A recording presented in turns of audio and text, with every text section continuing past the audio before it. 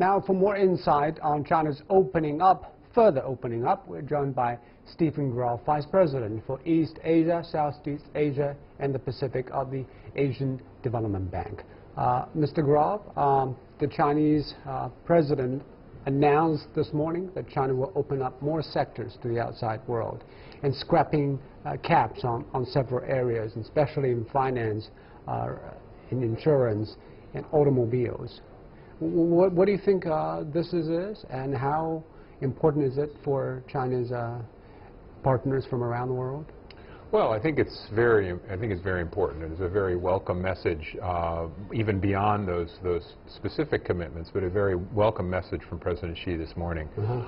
With respect to those specific messages, I think that it benefits the Chinese economy, benefits the global economy. We believe that open trade, open and free and fair trade is positive for the world economy, but also importantly, as President Xi mentioned, it increases competition domestically within China and improves products and services to the Chinese consumer. So not only does it open up markets for industry and services elsewhere outside of China and provide them opportunity, but also very importantly it will improve service provision within China and ultimately improve products and services to the Chinese consumer. But because this came in the context of many investors worry about the market access here in China, do you think this will give them more reasons to invest in China, especially in those areas that I mentioned?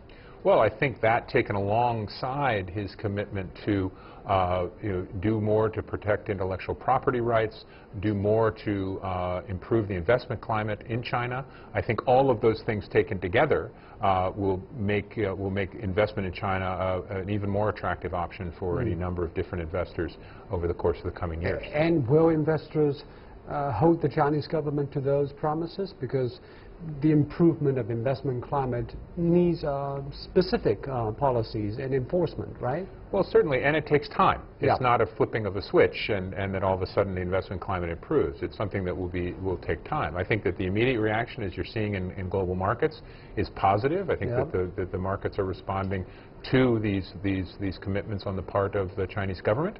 But I think people will take a bit of a wait-and-see attitude and see how long it takes to make these adjustments.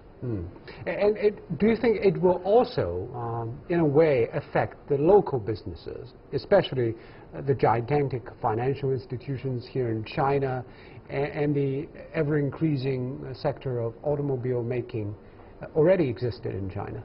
Well, certainly. I think that it will. While there's not specific, for some of those things, as you said earlier, there are specific time frames. So it gives an opportunity for that domestic industry to adapt and adjust.